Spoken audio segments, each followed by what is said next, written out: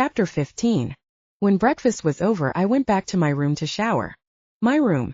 I had thought it automatically, and I guess if I had been staying in a hotel, I would have called it my room as well. It didn't have to mean anything. But damn it, it did. I was increasingly thinking of it as my room, just as I was thinking of Ayre's house as my home, as Gray had pointed out. It all tied in with what Tanner had said when I walked into the kitchen. Welcome to the family. I'd smiled when he said it, and I had been glad to hear it, but the more I thought about it, did I want to be part of a werewolf family? And a family like the Kenai at that? I liked the guys very much, in fact, why pussyfoot around it, I was fast falling in love with them, but there was so much more to consider. Physically, we were obviously compatible, and we all enjoyed each other's company, but how long did that last when the novelty wore off? How long could it last? In my experience, relationships did not last long, not when I was involved.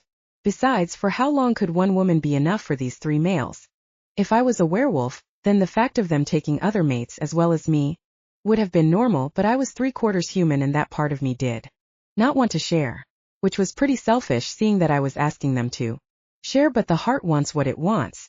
Gray obviously had a track record of monogamy, but could he ever love me as he had loved Yuko? Hudson had said he was looking for his Yuko, but how long would he stick to that when the sexually precocious werewolf was confined to one woman whom he had to share? And as for Tanner, he was an alpha male who would one day in all likelihood be pack leader of the Kenai. That made him the most eligible of werewolf bachelors, expected to take many mates to secure his line. Why would a male like that content himself with a single part wolf? It was a lot to think about as I showered, and thinking about it probably would have taken up the rest of my day had I not come out to find a message on my phone. It was from Kenai King, informing me of an event that night at the Kenai Pack Lodge that I would be attending, in case of further attempts on his life. The man had yet to master the word please, but I would have wanted to be there either way. That said, circumstances had changed recently and I had some decisions to make. Obviously we'll be there, Tanner acknowledged. But will we be there with you? I say yes, grinned Hudson. Just for the look on the old man's face, it'd be worth doing. It would completely undermine Lana, pointed out Gray. Our father is a vengeful man, who would not be best pleased to see her coming in with 3 people he suspects of trying to kill him. And you're telling me you wouldn't want to see that look on his face?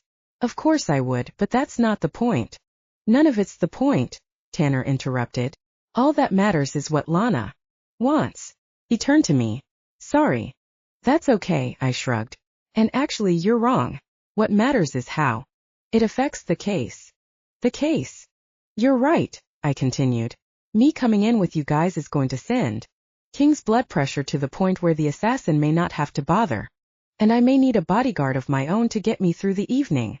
You've got 3, said Gray. But, I went on, the important thing is, what effect might it have on the real killer? The 3 brothers all looked thoughtful.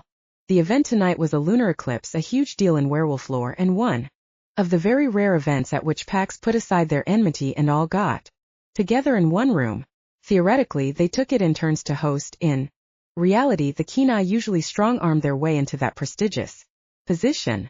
It afforded a rare opportunity for me to gauge the reactions of the pack leaders to each other all in the same room, and gave me the chance to push their buttons and see what happened.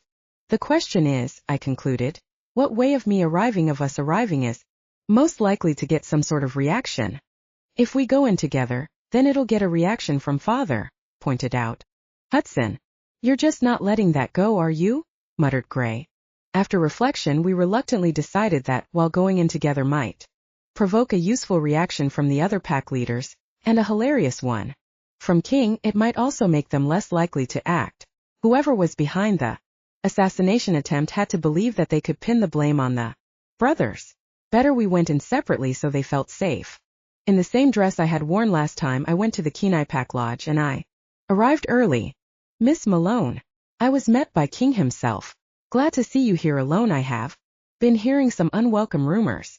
I hope you don't listen to rumor, I said, knowing very well that he did. And I hope you don't think you can fuck with me, growled King. More to the point, I hope you don't think you can fuck my sons. One of them is trying to kill me. Of course. I wanted to tell him that he was wrong, to tell him about the evidence I had. But suddenly that evidence didn't seem to amount to very much. Tonight was my chance.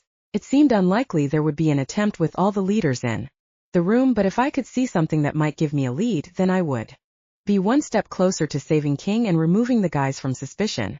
Given there are only 3 suspects, King went on with acid in his voice, you're taking your sweet time about figuring out who is responsible. Are you any closer? I shook my head. Whoever hired the assassin left no trail. I'm working on the idea that the assassin came from outside Kenai territory, possibly there's a link to another pack.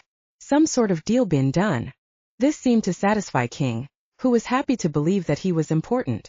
Enough for more than one person to want him dead. You'll keep your eyes open? Damn right. King grinned. I like you. If I were a younger man, that dress would already be on my floor. Part wolf or not. Hard to believe someone is trying to kill you, I commented. But King's grin just broadened. The party was larger than the last one I had attended, but a lot less fun was being had.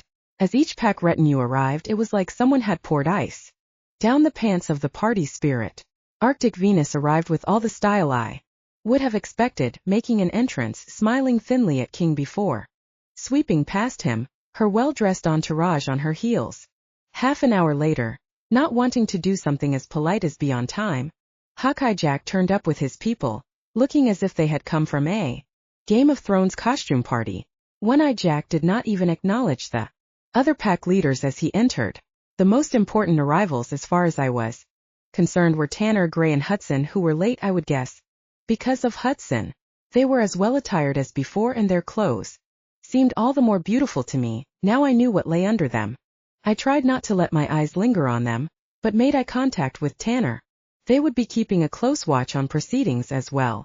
I sought out Venus and Jack to see if they had reacted to the heir's arrival, but Venus seemed not to care and Jack not to have noticed. Mackenzie Shawn and his pack were the last to arrive, the Mackenzie not believing in such frivolities as clocks. They had put on clothes for the occasion but stuck with their rough, straight out of the wilderness look, which I froze, not quite believing what I saw.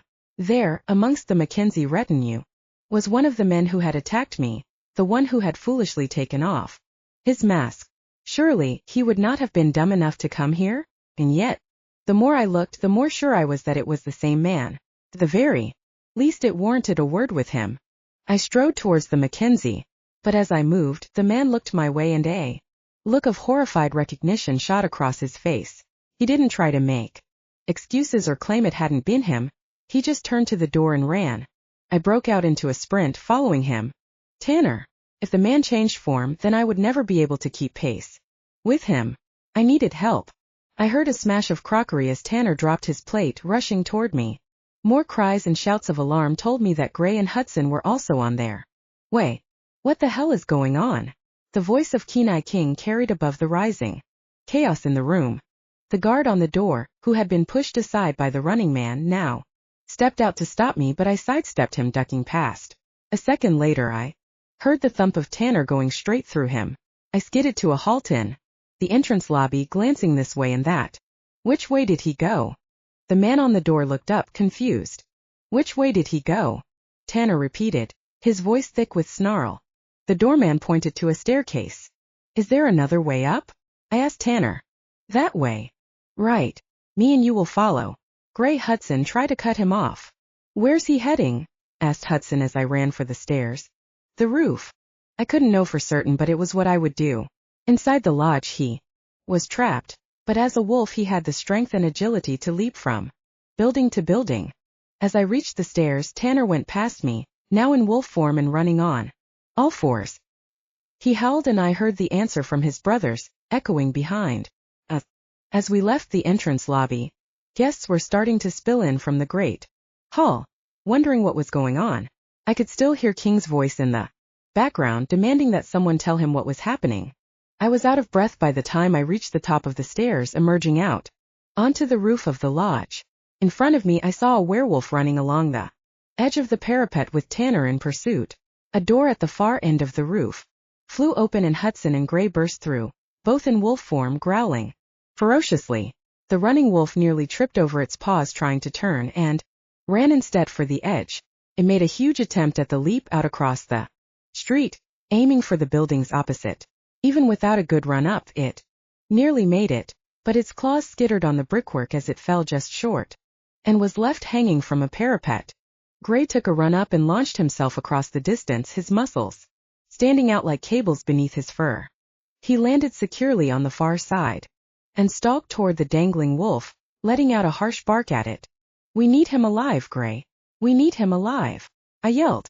Gray raised his hairy shoulders in what might have been a wolfish shrug, got back onto his hind legs. Werewolves walk on their hind legs but run on all fours, and reached down. The stricken wolf grabbed the outstretched arm and Gray hauled him up, just as Tanner landed beside him to make sure there was no funny business.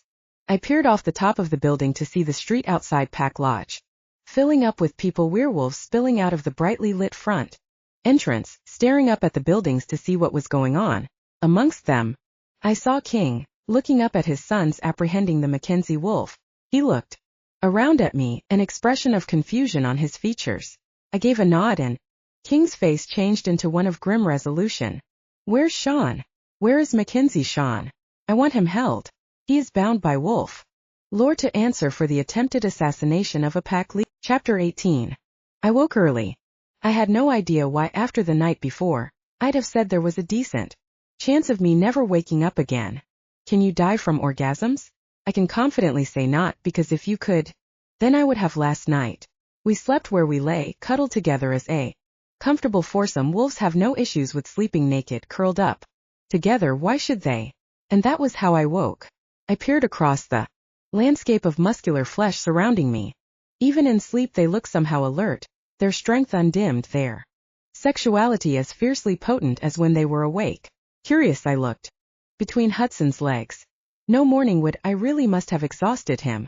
If I were to wake one or any of them now and asked, then they would happily start again, and it would be as awesome as before. My stomach turned flip-flops just thinking about it. But looking at them now, as gorgeous as they were, as impressive as they were, as powerfully sexual as I found them, that wasn't where my mind went. Looking at them now, all I felt was an overwhelming wave of love and affection, so strong that it almost choked me. I could have cried for my love of them and for the thought that they loved me back. What had I done to deserve that sort of happiness? And was I really contemplating giving it away? I had woken to misgivings fluttering in my stomach, and I would not be able to resolve them here, surrounded by my mates. Gently I pried myself out from under and between limbs, careful not to wake any of them. Stealing out of my room, my clothes under my arm, I went along the corridor to use Tanner's shower, nodding a good morning to a maid as I went. Nothing seemed to surprise them. I turned the water up as hot as I could stand, hoping it might scald away the fresh memories of the night before that were making it so difficult to make an informed decision. It wasn't about the guys. Of course it wasn't. They were the best things that had ever happened to me in so many ways. The sex was beyond amazing, and the idea that I might have that in my life was certainly a bonus, but good sex will only get you so far. Amazing sex will get you a little further, but not much. If it had just been good or even amazing sex I was leaving behind, then I'd have gone back into the bedroom, had one more go just to be polite, and waved goodbye. But these guys had gotten under my skin and into my head and into my heart. They were special. They were different. They were brave and loyal and loving. They were the best-looking men I had ever seen and yet lacked any arrogance. They were generous and intelligent. Above all, they seemed to care about me no matter what. They accepted this simple, singular bond between us as something wonderful and unique. They wanted to be with me and no one else, which for a wolf was really saying something. But they were also the heirs apparent to the Kenai pack. Of course that might change according to the wishes of their father, but either way, if they took me as their mate, then I would be hated, they would be hated, and we all would be targets for violence. Look at the shit that had happened in the last month. Did I really want to be part of a society that treated death in so casual a manner? If I stayed with them, then that was my life. I thought I was pretty tough, but I didn't want to have to watch my back for the rest of my life, and I didn't want to cause them problems. I was part wolf, one way or another. That diluted the great line of the Kenai. If they took other mates with whom to breed, then it would probably be okay. But they didn't want that, and I didn't want that. Where did you go from there? Tonight would be the lunar hunt. A month since all this had started. The brothers would be there, and it was as good an opportunity as I was likely to get to make my excuses and go. I poured shampoo into my hand, and stopped, and stared. Fuck me. If it hadn't been for the coincidence of thinking of the lunar hunt just as I was looking at my hand, then I might never have thought of it. Perhaps I was mistaken, but as I recalled, Henry Lennox had had no scar on his hand as the attempted assassin of King must have had. I finished the shower quickly, dried quicker, pulled on clothes and hurried out, panic thoughts seething in my mind. Maybe I had made an error. I had other things on my mind. After all, it was quite possible that I had just missed the scar. The Kenai holding cells were beneath the pack lodge, accessed via a side entrance that led down to the basements. I found a female on reception. I need to see Henry Lennox. No one's allowed in. She had sniffed the air on my entry, recognizing me as a part wolf. My name is Lana Malone. If I go to the pack leader now, he will give me permission just before he has you turned inside out. Let me in. Fortunately, there was someone around who had been there last night and who recognized me and could verify that me and the pack leader were best buds. Was led down to the cells where Henry Lennox was still being kept for now, pending an investigation into his claim that he had been acting on orders. I need to see your hands, I said on entering. No time for small talk. My what? Your hands, show me your hands, palms out. The werewolf flicked a look at his jailer, who gave a shrug as if to say, part wolves be crazy. Lennox held out his hands. I flipped them over to look at the other side just to make sure. Not a scratch on them. Werewolves. Heal fast, of course, but a scratch like King had described would have left a scar. We had the wrong man. It was possible, of course, that Mackenzie Shawn had still been responsible and there had been another assassin, but that started to look pretty fucking shaky. When you realize that our only definite link to Shawn was the word of Henry Lennox, who was lying. He had attacked me, of course, but that didn't amount to shit. My gut told me that something more was going on, something I wasn't close to the bottom of yet. I trudged back up to ground level with my mind even more of a whirl than it had been when I went down. What now? I had to talk to King to tell him that he was still in danger, especially with the lunar hunt tonight. I needed to talk to the guys to tell them that someone was probably still trying to frame them. I also needed about half an hour of peace and quiet so I could think clearly about how this had been pulled off and who might have done it. Frankly, it would be nice if a great big fucking clue bashed me over the head. Then one did, and I fell to the ground unconscious. Chapter 19. The first thing I was aware of as I slowly drifted back into consciousness was pain. A sharp, persistent ache at the back of my head that was going nowhere. The next thing I was aware of was embarrassment. That sounds stupid, but I had been a private investigator all my adult life, only to be clobbered over the head in broad daylight. That's incredibly embarrassing. Had all my better instincts been sapped by sexual excess? Probably not. I'd just gotten careless and stupid, and there was a decent chance that I was going to pay for it. I tried to move my hands and found they only got so far before being forcibly yanked back with a metallic clatter. Peeling my eyes open, my fuzzy vision focused on chains about my wrists embedded in the wall. Great. Inch by inch, my body complaining all the way, I levered myself up into a kneeling position and paused there while the room spun unpleasantly around me. Good morning, Miss Malone. I started at the sound of the voice, which just made my head ache all the more. A blurred figure came into focus in the grim room in which I found myself, a werewolf in wolf form, their hair a gleaming white shot with gray, so it looked almost silver, while werewolf males quite like splitting their clothes open when they transform because it looks cool and means they can still have suits tailored to their human body despite the expense. Many females choose to have clothes made to accommodate the change and look equally good in either form. This one, I was sure, was equally well dressed in human or wolf shape, the red material having slits built into it to allow for the expanded wolf muscles, through which the silvery mane of Arctic Venus protruded. You really are part wolf, aren't you? She growled. So are you, I replied. I'd never met a wolf who could speak when changed. Before, there seemed no other explanation. Venus waved a hand. Distantly so. Not even a werewolf nose can pick up my humanity while you stink of it. But that ancestry does give me some advantages. You can talk in wolf form. Less used than you would think. More importantly, Venus explained, I can think. She smiled. It was not a comforting sight. Werewolves, you see, are very stupid. Hang around them and you start acting stupid too. You forget simple basic things because you just think wolves don't act like that. You assume loyalty in pack members and never think someone might have been paid off. In your case, even after you made the discovery that Lennox had been disloyal to his pack leader, you still didn't think to watch your back in Kenai territory. You had someone keeping an eye on me. I had every right to be embarrassed. I was a fucking moron. Of course. Wherever you went. Venus laughed. People are so obsessed with the idea that werewolves are loyal to the pack that they never even wonder. They never think about what bad habits we might have picked up from living amongst humans. Not to mention breeding with humans. In my case, my human ancestry gives me the advantages of disloyalty, deviousness, and cunning. In yours, your wolf ancestry has made you as dumb as a brick. That was hard to argue with at this moment. The original assassin? I asked. Even if I was going to die here, I wanted to know.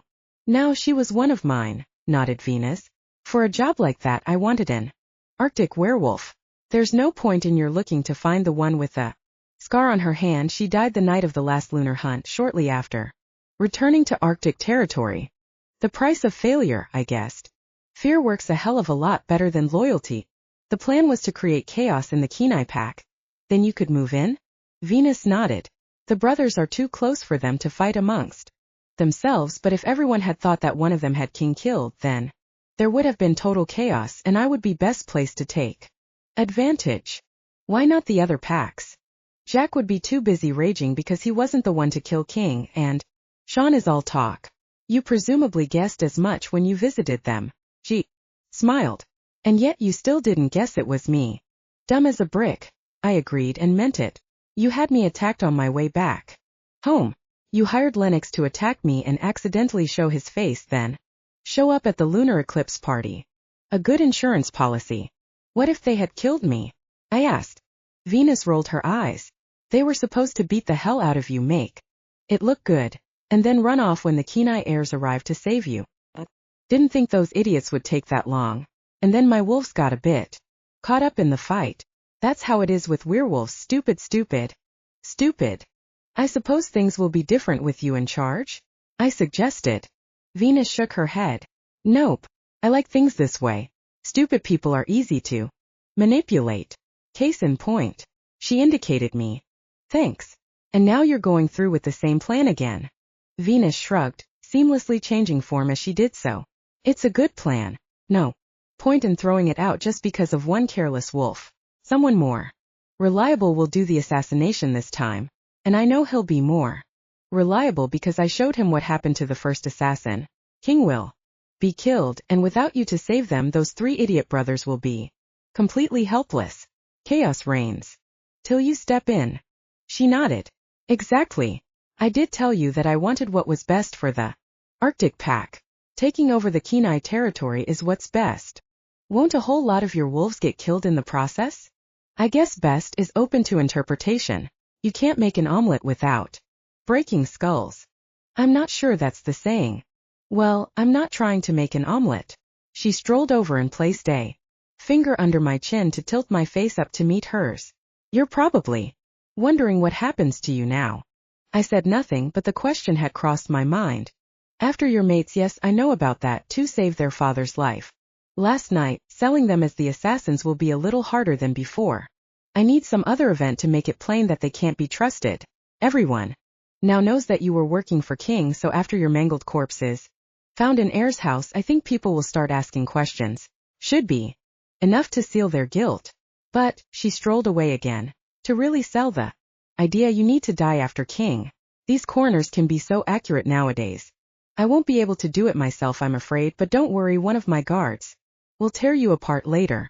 He's under orders to make it quick. After all, I'm not a monster. With that, she went out the door. Isn't it funny how a little humanity can make something as harmless as a werewolf into something truly terrible? With Venus gone, I was left alone with the two guards who stood on the door, their gaze fixed on me. One of those werewolves was going to kill me later. Was not something that I wanted to think about, but that sort of thing does unavoidably concentrate the mind. I tried to turn my attention to the manacles on my wrists. I'm not what you would call an expert at picking locks, but I had taught myself the basics because this is the sort of thing that can happen to a private investigator, especially in this town. Leave it. The warning growl came from one of the guards at the far end of the room. I know what you was just. You just do that again and you'll regret it. You're killing me later, I pointed out. How much worse can it really get? A leering grin spread across the faces of both guards, showing sharp fangs. It can get worse. Trust us. I left the manacles alone. There was no way they would let me finish picking the locks anyway. What now? I racked my brain for ideas. I've been in some tight spots before, with my life in danger, and I've always been able to get out of them using my wits. But I'd never been in quite as tight a situation as this before, and suddenly my wits didn't seem enough. Nothing was occurring. I couldn't see any way out. Short of some serious stroke of luck, I was going to die in this room. To try to take my mind off of this depressing fact, and in the vague hope that there might be some cause for optimism located elsewhere in the room, I turned my attention to my surroundings. You could have described the room as empty, except that it invited the word abandoned. The floor was presumably wood.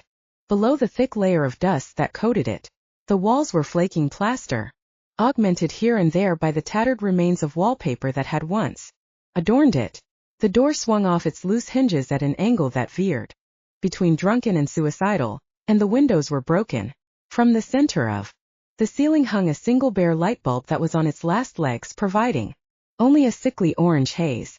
As casually as I could, I tried to look out of the window, but one of the guards saw me and drew a sheet that might once have been called a curtain across it. We'll have none of that, neither. Nothing in the decor gave me any escape plans, and everything about the place suggested that it was not somewhere people were in the habit of dropping by, meaning I was unlikely to be discovered. But there was one thing that interested me. Cautiously, afraid of transgressing another rule, I turned my eyes to where my shackles were attached to the wall. It had occurred to me that if this place had been regularly used by the Arctic Pack to detain prisoners, then there would have been a lot less dust.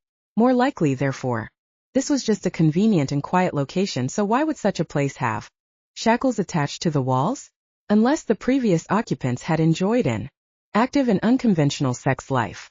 My suspicions were confirmed as I saw that the bolts fastening my shackles to the wall were brand new, and a pile of plaster dust on the floor suggested that they had been added very recently, perhaps today. So what did that mean, and where did it get me? There was no way they would have brought me here rather than to a purpose-built prison if they had had a choice.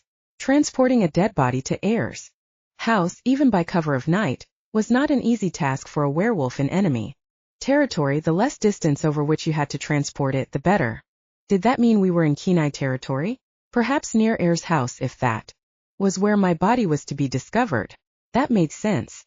If we had been in Arctic territory, then they could have kept me somewhere more suitable without worrying about being found out. Where this revelation got me was the knowledge that if I yelled out the window at a passing werewolf that I had been kidnapped by Arctic wolves trying to kill Kenai King, then they would be on my side. I would likely get killed, but still. Secondly, the more I looked at the wasted plaster on those cheaply built walls, the more I wondered how securely those bolts were holding my shackles in place.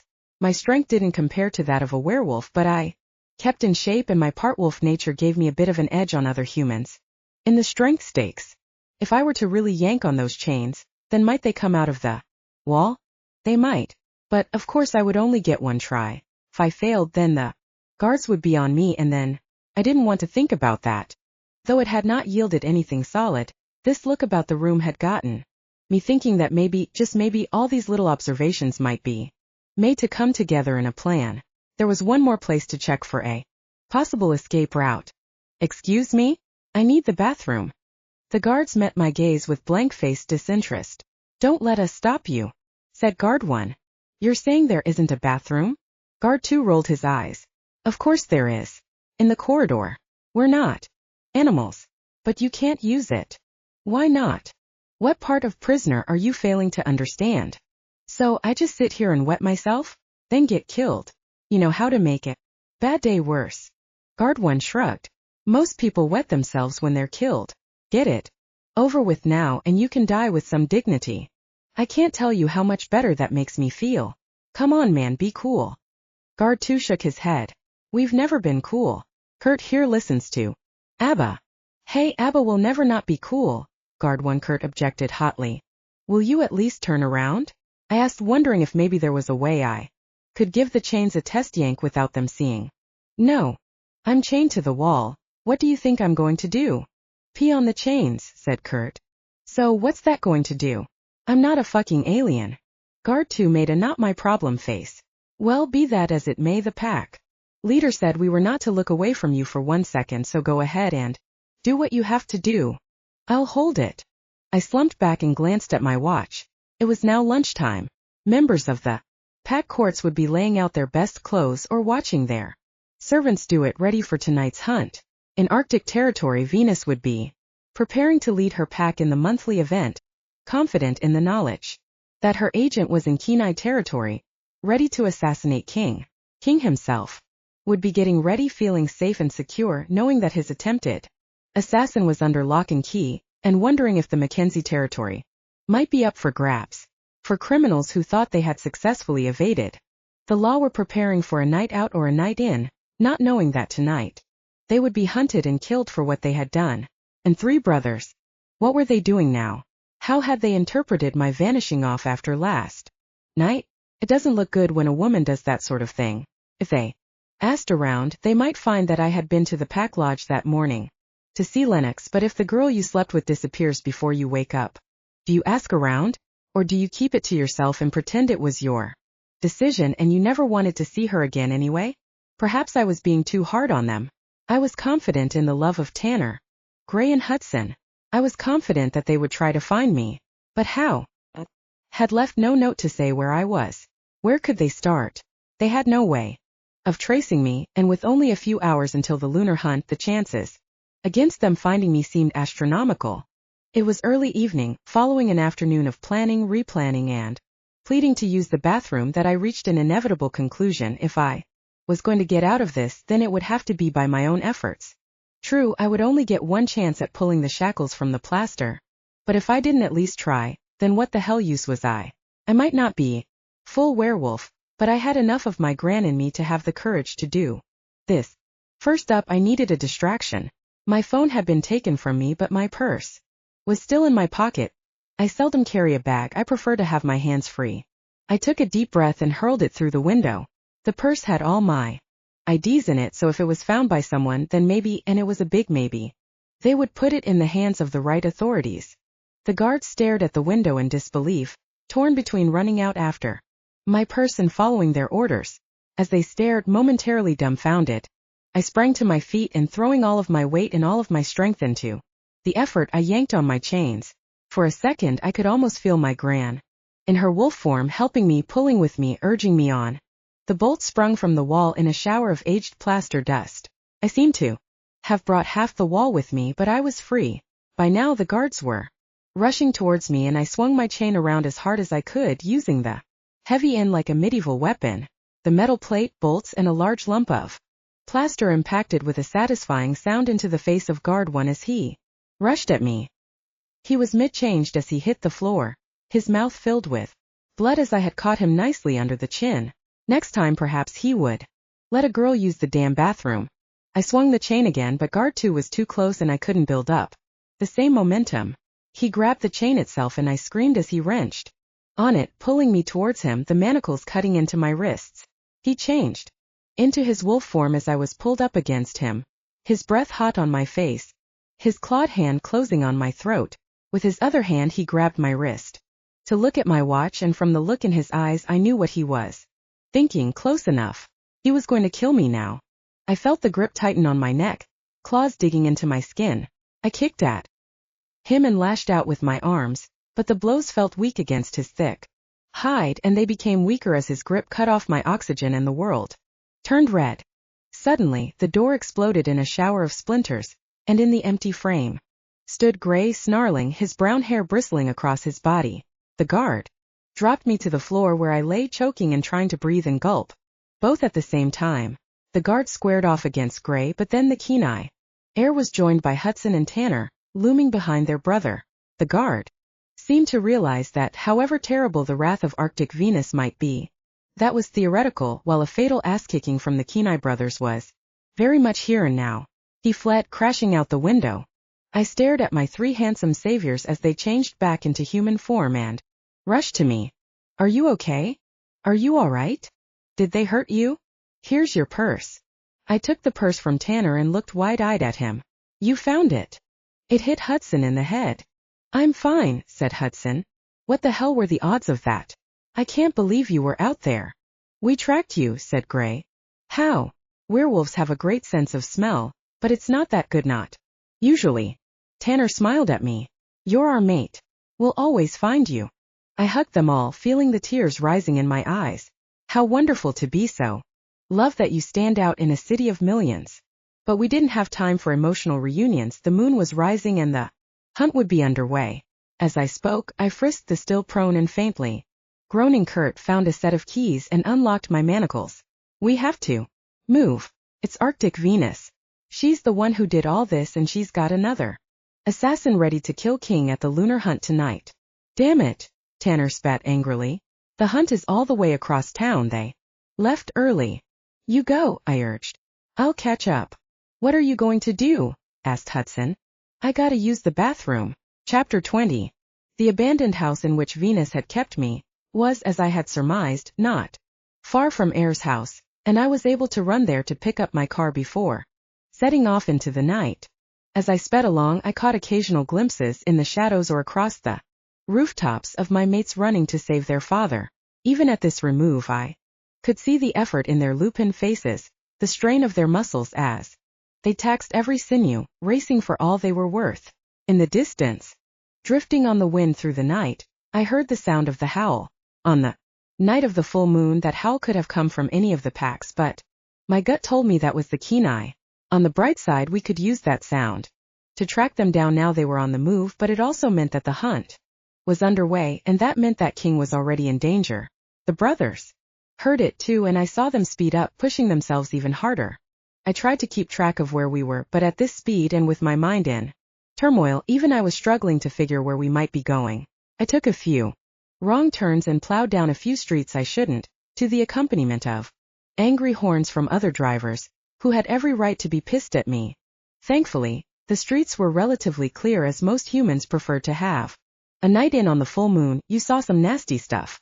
The howl sounded again, louder now. We were closing in. If only we could get there in time. Then, up ahead, I saw the churning mass of werewolf bodies, closing in for the kill. This was the point when King had been attacked before. I jumped on the brakes, making the tires scream, then leaped out, yelling but struggling to be heard above the growls of the pack. Before I could reach them, I saw Tanner spring down from the darkness, snarling angrily and tackling his father to the ground. He was trying to keep King safe, of course, but his actions were misinterpreted by the rest of the pack. He's trying to help, I screamed at the top of my lungs as the Kenai pack court turned on King's immediate heir. But even if they could hear me, they weren't about to listen to a part wolf. But suddenly, Tanner was not alone. Hudson and Gray leaped to his aid, fighting back any who came near, and aiding Tanner in keeping their father safe. They were outnumbered 3-1, but odds did not matter to them. They held their ground, snapping and slashing at any who dared come close. At this point, they had no idea who could be trusted. They were not letting anyone get near King. A series of snarls, barks, and growls went back and forth as the brothers tried to explain what they were doing. Werewolves do have a language of their own, but it is very simplistic, communicating basic ideas like enemy, food, hump. It was certainly not enough to communicate a complex conspiracy, but hopefully it was enough to say, he's in danger, you jackasses, back the fuck off. I assumed it was, as the other wolves now backed off a little, though still suspicious and growling. As I watched, I saw one wolf at the edge of the group, backing off further, allowing himself to be swallowed into the darkness of an alley. Hey! I hurried forward to get a better look down the alley and saw the wolf was now running at high speed away from the scene. Hey! If the pack court had not noticed my presence, then my mates immediately picked up on the sound of my voice, and their heads instantly turned to look at me. He's getting away. Who's getting away? The voice was that of Kenai King, the only wolf with the self-control to go against his natural instincts and change in the heat of the hunt. The assassin. It was Arctic Venus. She hired Henry Lennox to put us on the wrong scent and got someone else to try and kill you tonight. That was all King needed to hear. His icy eyes turned to the alley as he roared a command at his pack. The hunt continues. The end of the word was lost in snarl as he shifted back to Wolf and the pack. Took off down the alley led by Tanner, Gray and Hudson and with me trailing along at the end. I couldn't follow by car, and I sure as shit wasn't letting this play out without me there, so I ran with the wolves. I felt the blood of my werewolf ancestors coursing through my veins as I struggled to keep up. My heart pounded with exhilaration, connecting with some primal urge to hunt that I had kept suppressed all these years. Damn, but it felt good. I watched a pair of humans out on an ill-advised full moon date, jumping out of the way as we thundered past, hot on the trail of our prey. But even as we ran, a thread of uncertainty found its way into me that would not be troubling the wolves. I could see where we were heading for Arctic territory, which made sense, of course. The assassin was heading for home. But what happened when the pack court of the Kenai reached the boundary of Arctic territory? Were they going to stop? It didn't look like it to me. We entered no man's land without even slowing, and hit Arctic territory soon after with our quarry not far ahead. Cries went up from around us from Arctic wolves, assuming this was an invasion. It would only be a matter of time before Venus showed up with her own pack court, and then war. With a snarl of triumph, I saw Tanner leap and bring down the would-be assassin. He was joined by his father, while Gray and Hudson led the pack in a howl of victory. I just stood there, hands on my hips trying to catch my breath, feeling lightheaded after the run. I didn't know what was going to happen next, but I knew it was going to happen soon and it was going to be bad. Another howl ripped through the night, but this one was aggressive and fierce. And it wasn't the Kenai. Seconds later, another pack tore out of the shadows.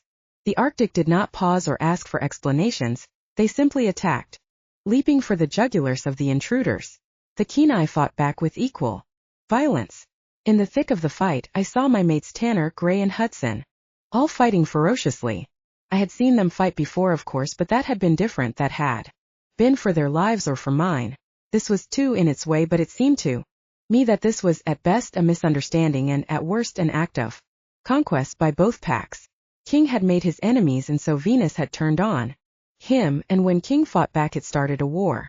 What the hell way was that to run a world? I didn't want my mates to be any part of it, and I knew that in their hearts they didn't want to be part of it. They had more brains than that. More heart. But could they go against their instinct, their tradition, everything they were? To my shock, it turned out that they could. As I watched, I saw Tanner trying to push Kenai wolves back, then rounding on the Arctic attackers and rather than fighting, barking at them, trying to calm the situation. He was quickly joined by Gray and Hudson, trying to glean some space between the two fighting packs as both the Arctic and their own werewolves snarled at them. My heart swelled to see them trying, but sank again to see it was not just a losing battle but a dangerous one. When Tanner tried to urge his own pack to retreat, he turned his back on the Arctic and a wolf slashed its claws across his broad back. When Hudson tried to help, a pair of Kenai wolves ran at him, treating him like a traitor. Gray, meanwhile, was caught in a pincer between Kenai and Arctic, his nose bloodied, limping on one leg. They were going to die trying to stop a war that seemed doomed to happen one way or the other. I couldn't let this happen, but what the hell did a wolf private detective do to stop a werewolf war? Stop the fuck fighting and sit the fuck down. I surprised myself with how loud I could yell if I wanted. The werewolves of both sides stopped what they were doing and stared up at me in dismay. I think it was more disbelief that a part wolf was telling them what to do that had stopped them than anything else, but it would do. Arctic Venus. My eyes sought out the silver wolf in the middle. It's over. No response. The attempted assassination on Kenai King was orchestrated by Arctic Venus. I addressed the Arctic pack, contrary to werewolf lore, whether she has the courage to admit it or not. And the proof is, well, that bloody smear on the street there, I think can still be identified as one of your own. He is. They were starting to change back to human now. It was a good sign. It meant they wanted to say what you liked about wolves. They were generally honest. That was one of the things Venus despised about them. I saw Tanner, Gray and Hudson looking up at me. They were all hurt, but I could still see the pride in their eyes, and it gave me strength. He tried to kill Kenai King tonight, on Venus's orders. We followed him. Caught him, maybe got a bit carried away, but that's no reason this has to end in more bloodshed. I heard a few dissenting growls from those who clearly thought bloodshed was the way to go. What we do here tonight, what you choose to do here tonight, will determine the history of werewolves for generations to come. Your children and grandchildren as yet unborn stand in judgment on you. Don't let the ambitions of an evil woman. I looked at Venus, and the territorial lust of a vain old man. I saw King grit his teeth, lead these two packs into war. It's not. Chapter 2. His jaw stiffened, but he only nodded in response. He looked like Cora did, his expression somewhere between sadness and anger. But I knew this trial had only just begun. Pleading guilty was the start of it. They were going to make an example out of me whether I liked it or not. Commence questioning.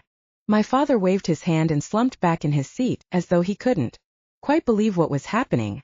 A man stood up next to him. I recognized him as Charles, who had been one of the many to teach me the history of shifting over my years in the clan, and came down the steps towards me. The makeshift courtroom was still deathly quiet, like a grave, save for the sound of his footsteps echoing off the stone walls around us. He finally arrived in the box with me, pausing next to me for a moment and looking into my eyes before he spoke. There was no hint of apology or sadness at what he was about to do. I imagined that, like the rest of them, he really believed I deserved this. Maybe I did. So you plead guilty to releasing one of our political enemies, is that correct? He asked, a sneer audible in his voice. I met his gaze steadily, letting him know that I wasn't going to let him intimidate or humiliate me. I do, I replied, and there was another flurry of whispering around the court. What had they expected me to say? They all knew what I was here for, what I had done, and I would do it all again in an instant if it meant sparing the life of an innocent child. A McLaren, no less? Rand continued. I nodded again. That is correct. The man looked away from me and shook his head in something that looked like disgust, and I fought the urge to lean forward and slap that expression off his face. How dare he pull that face at the thought of a boy? James McLaren was a child. A child. That was the thought I hadn't been able to shake from my head ever since we took him hostage. I knew that the feuds with the McLarens went back further than I could ever really know or understand, but that didn't mean that we were required to abuse their child folk just to make things right. I couldn't imagine anything as foul as stealing that kid and using him as a pawn in a political game.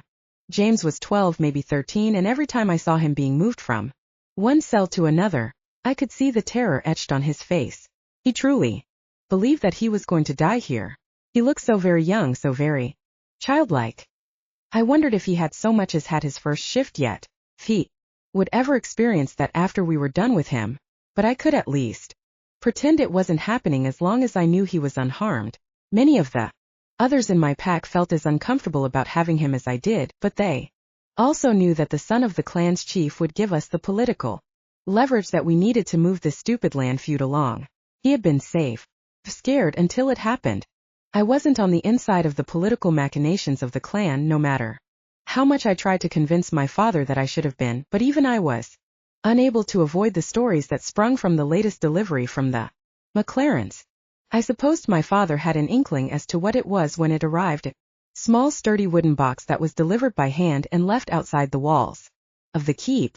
I had a bad feeling about it as soon as I saw it being whisked away and into my father's quarters. Call it a sixth sense, but there was blood in that box, metaphorically and maybe literally. I made sure I was nearby when it was delivered, and while I didn't see what was inside, the rumors moved fast in a community like this one, and it didn't take long for me to figure it out. A head. Not just a head. The head of one of our finest men named Ansel. He had been one of my father's closest companions growing up, and I suppose the McLarens must have known that, because they swiped him when he was out for a run one evening and had held him hostage ever since. I could still remember the look on my father's face when he came crashing out of his living quarters. I couldn't tell whether he was more angry or devastated, but I knew that whatever he had seen in there had changed him profoundly and for good. He had seen a lot of violence in his time, who among us had not? But the head of his best friend delivered to him in a box like some kind of twisted gift was something else entirely. It was hideous. It was monstrous. It was the kind of statement that a man like my father couldn't ignore or take lightly. He had to do something about it. And his advisors were all too happy to point him in the direction of the boy we still had in captivity. I listened in at the door to find out what they were going to do to him as soon as I gleaned that his name had been thrown around as a potential way to wreak revenge on the people who had done this to Ansel. I felt my heart clench with terror at the thought. I couldn't allow them to do that, not to some innocent child. Yes, he was part of their clan, but he was too young to know anything, to have done anything. If we let him go now, perhaps he would show us leniency in the future. Perhaps it was a way for us to begin to rebuild something between the two clans once more. But I knew they would never listen to me. I needed to free James myself, and I needed to do it before they could commit the same hideous act on him that their enemies had committed against our friend Ansel. I suppose Cora may have guessed what was on my mind, since she seemed keen to dissuade me from whatever it was I was leaning towards. "You won't do anything stupid, will you?" she asked me as we returned from a run one evening. "You won't get yourself into trouble?" "Of course not." I lied to her, knowing that I was being untruthful but unwilling to implicate her in my plan. I knew I would be punished for it, and harshly, but I had to release that boy. The thought of a child as small and slight as he was being beheaded just to make a point was too much to bear. Could look the other way on a lot of the shit that had gone down as part of this ridiculous war, but that was a step too far, even for me. I needed to put a stop to it. It was the only thing I could do to live with myself in clear conscience. I snuck to his cell in the middle of the night, pulled back the grate, and left the door open for him. I made sure he did not see me at work, in the vain hopes that I might get away with this kind of action, but someone must have. For a mere day later I was cast into the very same cell myself and left to rot. But I knew the child was safe. I had watched him hurrying up to my room at the top of one of the towers of the keep and keeping a careful eye on him as he fled from his cell in the dead of night and into the woods, no doubt back to his family and friends, the ones who could keep him safe. As soon as he was gone, I felt something tighten in my chest as I realized that I may have given up my freedom for a boy who probably hated me and my family. Had it been worth it? "And you dare sit here in front of the entire clan and not show a single jot of remorse?" he demanded, gesturing up to the crowds around us and shaking his head at my apparent insolence. "You must understand how betrayed we all feel by your choice, Ariana." "I do." I lowered my head and closed my eyes for a moment, so aware of all the gazes bearing down on me. "Can you at least offer the people here an apology for your actions? For the actions that endangered the well-being of the entire clan?" I met his gaze as steadily as I could, and knew in my heart that I should just apologize. Maybe things would be different if I told them I recognized what I'd done was wrong and told them I would take it back if I could. Maybe I would get an ounce of the leniency that I so desperately craved. But I knew that what I had done wasn't wrong. Two wrongs didn't make a right, no matter how badly they wanted to believe otherwise. I kept my mouth firmly shut, and the longer my silence went on, the deeper it seemed to weigh on everyone in the room. The place filled with whispers, and I didn't dare look around, knowing that they probably hated me even more now that I had refused to answer. But I knew I had to say something. "I'm sorry if I put any of you in danger," I began, my voice filling the room and flattening the rest of the noise around me. But he was a child, a victim of this war as much as any of us, and I couldn't in good faith let him die for. I would do it again if I had to. I glanced up at my father and saw his face crumple at once. It was just for the briefest second, but it was enough for me to know that he had prayed with all his heart that I would offer him something that he could base my reprieve on. But I wouldn't. I couldn't. I had to stand by what I had done and would do. So another 1,000 times should I have to. He drew himself to his feet and held his hand up, and the room silenced itself once more. "I sentence the accused to exile," he announced, not meeting my gaze. The word took a second to settle into my head. Exile? I had assumed death was the only punishment for what I'd done. But exile was worse. Exile was the cruelest thing he could have done to me or anyone in this room, and the flurry of gasps that followed his announcement let me know that I wasn't the only one who felt that way. My entire world had shifted on its axis, my life turning upside down in a moment. I couldn't leave the clan. It was all I had ever had, all I knew. "The sentence is effective immediately," he continued, forcing himself to look away from me, as though meeting my gaze would have been too much to bear, even for him. Even after everything he'd done, he knew that what he was doing to me, now doing to his own daughter, was darker than all of it. I felt two sets of hands on my arms dragging me backwards, and for the first time I actually began to put up a fight. My words were trapped in my throat, but that didn't matter.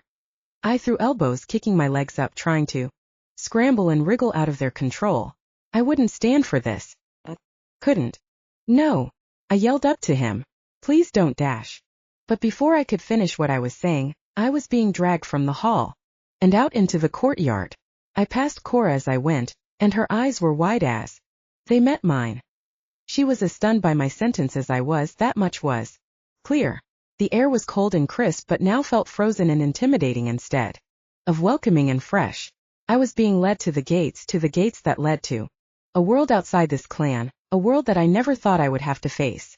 Without their backing, I turned to one of the guards on my arm, a man around my age. Don't do this. I don't have a choice, he replied, but I could hear the regret in his voice, like he knew how much this must be hurting me. I could hardly blame him. The punishment would be at least as severe as my own if he dared disobey orders from on high. My head sank to my chest as they scraped the gate open, and then heaved me over the threshold. As soon as the gate closed behind them, I felt it. I had heard tell of it before that moment, but had never really thought that I would have to face something so unthinkable. A severing, that was the best way to describe it. After all those years in the clan, all those bonds I'd formed were cut off at once. It felt as though I had been cast adrift, every connection I'd made over the last 22 years ripped out from beneath me just like that. I wondered briefly if it hurt them too, but soon the pain overwhelmed me, the weight of what had just happened bearing down on me, and I fell to my knees in the snow, dropping the pack that they had given me to keep me alive to the ground next to me. Tilting my head back and letting out a long, low howl, I felt it happen, that familiar tug at the bottom of my stomach. Before I knew it, I had shifted, vanishing into a form that couldn't feel the intensity of the agony of leaving behind everything I had ever known.